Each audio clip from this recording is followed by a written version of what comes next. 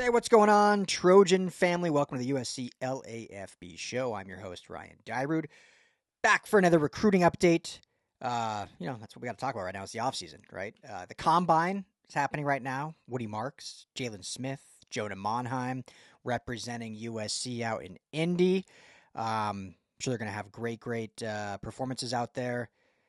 Today is Thursday. Defensive line is going right now, actually, as I'm recording. So we'll see our three Trojans in the coming days, or depending when you listen to this. But I'm excited to see Woody Marks. I think Woody Marks is really going to fly up boards. It seems, from what I've been hearing to an extent, it feels like Monheim is one of the top center prospects. So wherever people are ranking centers to go, but I'm thinking he should go probably in that second, third round. Jaylin Smith also, a under the radar corner. Obviously, we know how good he is out here in LA, but I think a guy that's going to test well and will interview really well. Such a bright young kid. Love Jaylin Smith. Could see him maybe in that, third, fourth, fifth range. And then Woody Marks, I mean, running backs are so hard to gauge because it's like no team wants to be, outside of Gentry, no team wants to be the team to take a running back first because it's like the value of the running back, right? But it always seems like every draft, as soon as one does go, again, outside of like Gentry, who's going to be a first-round pick, as soon as that second one goes, then it's like a slew of backs all go. So if like the back end of the second round, one of these backs goes, I could see Woody Marks being in that back into second, third round. But he could also be a fourth round if running backs kind of hang on till then. But he's great. We all know how good he was, how important he was to the offense. So good luck to all those Trojans out at the Combine, and any crazy performances we'll obviously update here at LAFB Network and the USC LAFB show. So thank you all for hanging out. Show is always brought to you by our friends at BetOnline. Head to betonline.ag today. All the best money lines, game spreads, every sport you can think of is at BetOnline. They got Dodgers baseball, Lakers, one of the hottest teams in the NBA. Kings are in their playoff push, or they got draft bets. You can bet on the draft. So all that can be done. BetOnline.ag, where the game starts. Tell them that USC LAFB sent you. So today I wanted to talk about the opportunity that this 2026 USC recruiting class has to be generational. It's already, depending which site you go to, first in the nation. Rivals in 247 has a first on 3, ranks them second, just behind Oregon, with 11 verbal commits. We know from last year that a lot can change. It is about to be March. It is a long time till signing day at the beginning of December. A lot can change. However, as I detailed, I won't go into it, but as I detailed in the last episode, check it out, this is certainly different, and I do not expect a exodus of flips and decommits to happen in this class due to the factors of NIL being better, the front office being one of the best in college football. You have a true GM in Bowden with his staff. You have Max Steinecker, who was a GM, who's now on his staff, Dre Brown, Zaire Turner. You can go on and on. Coaching staff. So that is all 1,000 times better. And the allocation of resources and momentum and focus of recruiting California talent and getting those kids to stay home. 5 total commits in 25 from California. 7 already in 26. And all of these commits continue to talk about getting other Cali kids to come with them. I love it. Like, they all talk about how special they want this.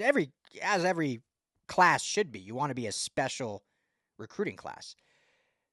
But this one, maybe it's just the age of social media. Maybe it's because I'm more dialed in than in years past. But I have never noticed a recruiting class like the actual kids recruiting as much as this one is, and talking about how we want to be the class that puts USC back where it should be. We want to be the class that represents the state of California at USC. And so they have an opportunity now to do something really cool and really special. On 3, I wouldn't say they released. These rankings have been out there, but they put out a graphic. I put up an article on LFBnetwork.com you can check out. But the top 10 recruits in California, top 10 prospects in California in the 26th class. So I'll just list those off. Number 1, wide receiver Chris Henry Jr. He is currently committed to Ohio State. Number 2, quarterback Ryder Lyons. As I've said many times, he will end up reclassifying to 27. But for the sake of this conversation, he is number 2 in 26. Number 3, cornerback or athlete Brenden Arrington. He's uncommitted. Number 4, offensive tackle Cody Green, who's committed to Oregon. Number 5, tight end out of Mater Dei, who just reclassified from 27 to 26. That's Mark Bowman. Number 6, corner RJ Sermons, who's committed to SC. Number 7, corner out of Oaks Christian, Devon Benjamin, uncommitted. Number 8, corner Brandon Lockhart, perhaps the biggest recruiter for USC, who's committed to SC. Number 9, Vance Spafford, receiver from Mission Viejo. He is currently committed to Georgia. And number 10, quarterback Brady Schmiegel, who's actually trending potentially to go to UCLA. So good for UCLA there. Get it, one of the top quarterbacks in the class and the top California QB in 26 with Ryder Lyons moving to 27. So why I say this can be special. When you look at these top 10, currently SC has 2 committed as it stands. I'm going to break it down for you, but there is an opportunity, a real, not just spitting smoke here. There is a real opportunity that USC, when it's said and done, to land 8 of the top 10 California recruits. When was the last time that's happened? I'm sure it's happened. I don't have every recruiting class sitting in front of me. I'm sure during the Pete years maybe that happened. But it's been a long time. A long time where you can say 80%, shoot, even 50% of the top 10 Cali kids went to SC. It's been talked about a lot, but last year Alabama had more Cali recruits. And that's just Cali, that's not top 10, that's just overall in the state than USC did. So when you look at this list, right? So Chris Henry Jr., number 1, he's committed to Ohio State. Seems to be pretty strong there still. But we do know that he was a guest appearance or a surprise appearance at USC's Junior Day that went well. He's local at Mater Dei. Now, the hard thing with Henry is he actually transferred to Mater Dei from a high school in Ohio. So he definitely has roots in Ohio. His dad, his late father, Chris Henry, played for the Bengals. So there is that draw to Ohio State. It's not like he's just a Cali kid that chose a Midwest school. Like, he's from Ohio. Transferred to Mater Dei just last season. But for all intents and purposes, right now, he's a Cali kid. So it's still strong with Ohio State. It's definitely not a guarantee, but the Trojans are picking up steam. And he is absolutely someone that they will be pushing hard for to flip through this process. With both Dennis Simmons, wide receiver coach, and Chad Savage, and obviously Lincoln Riley and Chad Bowen will be in that as well. So there is a chance to flip him. I'm not saying it's like strong right now, but I'm also not saying it's not viable. Like, there's a real connection there, and he seemingly had a great time at Junior Day, and it has scheduled an official visit with the Trojans on June 6th. That's that monster day, June 6th, where it's like 19 blue chippers will be on campus. So look out for him. Ryder Lyons, as I said, he's going to be a 27 class, so technically won't count, but for now, in this 26 rankings, Oregon's still pushing for him. Every school wants him. He's the rated number 2, I think QB number 2 or 3, whatever rankings you look at in the entire class. So he's got can pretty much go wherever he wants. His brother goes to SC. All the predictions basically have him at SC. Things can change, but it seems very strong of Ryder Lyons going to SC. So there's a third for sure. Not for sure, but very close. Hey, what's going on, family? Got to quickly tell you about our friends over at Underdog Fantasy, new sponsor and friend of the show. One of the most fun games out there, fantasy games you can do in the industry today. Super easy to do. Go to the App Store or go to UnderdogFantasy.com. Download today. Use our promo code LAFB, or you can just click the link in the description wherever you are watching. That promo code is going to give the new user that you have just become a free pick, one free pick, and up to $1,000 in bonus cash. That's free money. Up to $1,000 in bonus cash. Why would you not want to do that for a simple deposit? Just make sure to use that promo code LAFB or click the link below. The game is super easy. It's super fun. Pick 2 to 8 players in a game. Go ahead and go with the higher or lower, whether they're going to have more passing yards, touchdowns, receiving yards, rushing yards, any of that. It's a lot of fun. And just choose higher or lower. That's easy with the opportunity to win. So, go to Underdog Fantasy today. Promo code LAFB gets you a free entry and up to a $1,000 bonus cash. Brenden Arrington's an interesting one. Throughout his process, he has certainly been trending Texas A&M. That seems to be the school to beat, or had been the school to beat. When Hassan Longstreet flipped from A&M to SC, one of the first names he brought up about bringing with him was Brenden Arrington. Obviously, classes apart, 25 versus 26, but there was a connection there. They had met as Longstreet was a commit to A&M. Arrington had visited, was trending to A&M. And so Longstreet's been recruiting Arrington. We know the coaches have been bullish on him and hard. He just posted a photo with legend Adoree Jackson.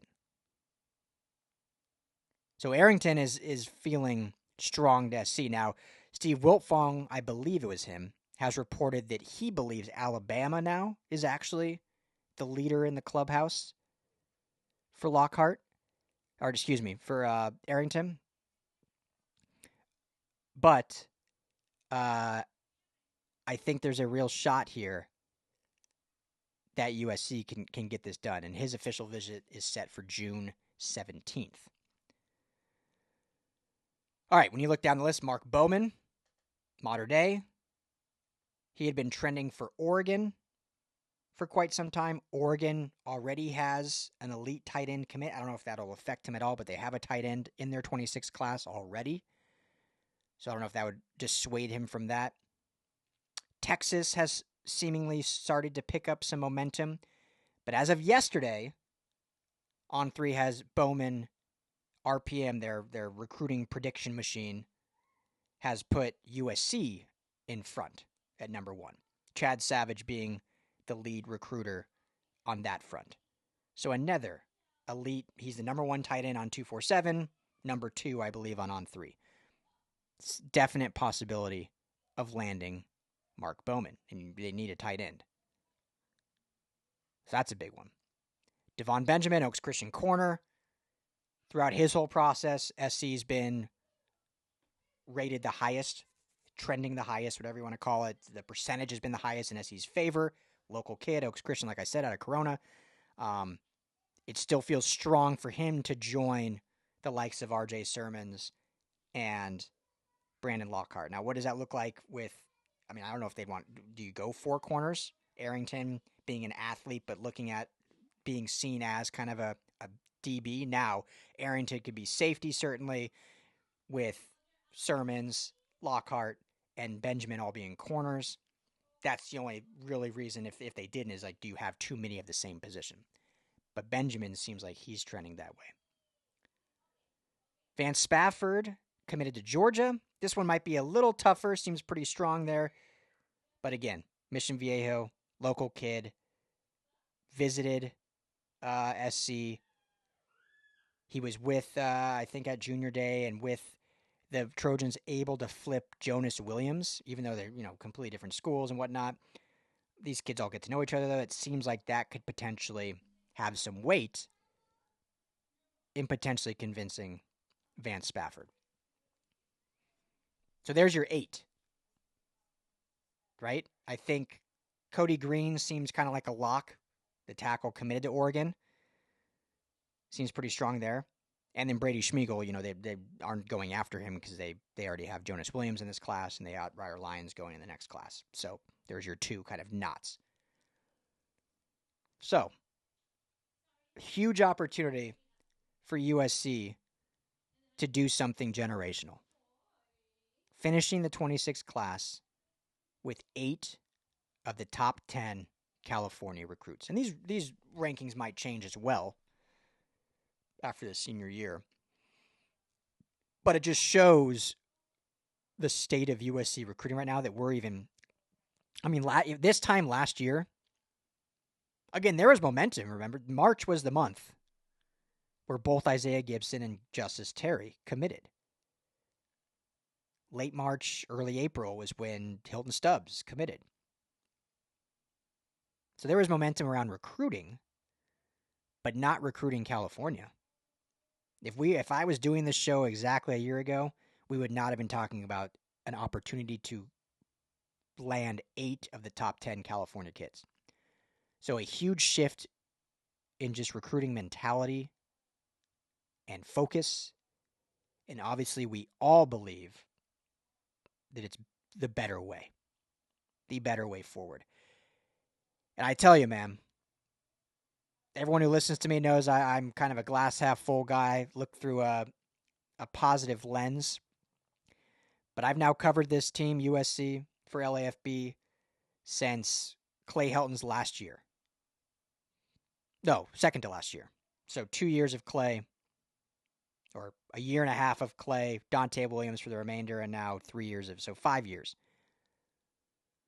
This is by far, off-season hype is different than in-season hype, but this is by far the most momentum I have felt around the program in those 5 years. I know a lot of people listening right now have been watching this team. I've watched the team longer than those 5. I just mean, I've been in the building for 5 years. Been in the press box for 5 years. Been at practice for 5 years. I've watched the team longer. But I know a lot of people have been around this program a lot longer than I have.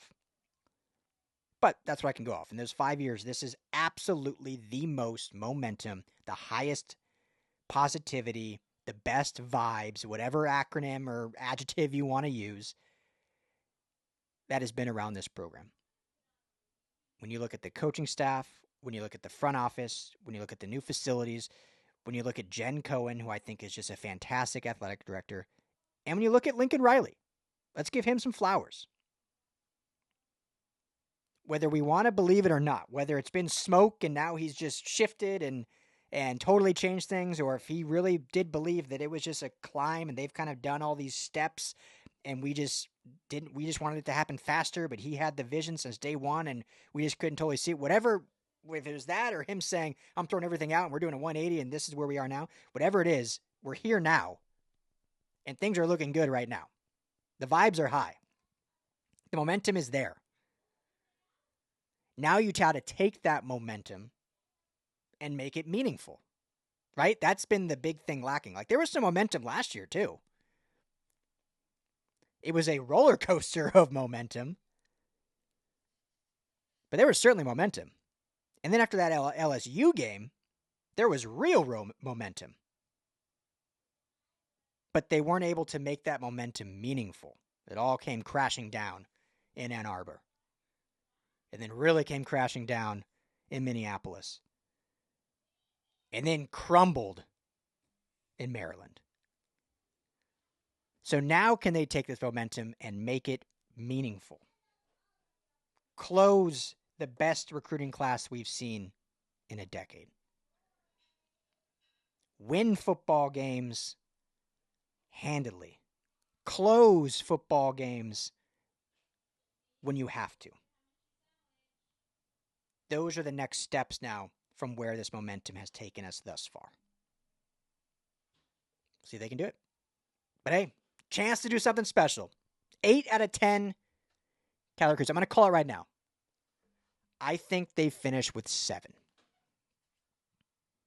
I'm going to go with 7. I think they can get every guy that is uncommitted, and they will flip one of the receivers. Either Chris Henry or Van Spafford. I don't think they'll flip both.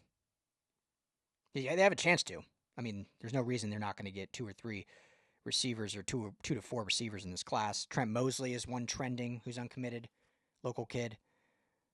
They already have one right now, so that would put them at 2 with Mosley, and then they could get 1 or 2 more. And they have a lot. I mean, they have like 20 visiting. So there's a lot of options. I've never been worried about receiver at this school, no matter who's the coach. I think they'll always have very talented receivers. But I think they'll flip one of them. So I'll go 7 of the 10 at the end of the day, but they have an opportunity for 8. Either way, it'd be great. So that'll do it. Short and sweet. Thank you all, as always, for hanging out with me. Hope everyone has a fantastic weekend. Enjoy the Combine. Hopefully, our Trojans show out. Big thanks to BetOnline. Big thanks to Underdog Fantasy. But most importantly, big thanks to you. Love seeing all the comments, by the way. A lot of positivity out there. It's great. We see all this negative stuff online, and you all have been great, showing so much love. So it makes me love doing this even more when I see all these positive comments and enjoying the information. And who would have thought someone would enjoy just listening to me rattle for 20 minutes? So I appreciate you all. So everyone have a great weekend. We'll keep this thing rolling all off season long. If you haven't already, please hit that like and subscribe. USC LAFB is the YouTube. Salute the Troy is how you can find us on Apple or Spotify or anywhere you get your podcasts. Or all of our USC content and all of our LA sports content is at lafbnetwork.com. I'm Ryan Dowd. As always, fight on.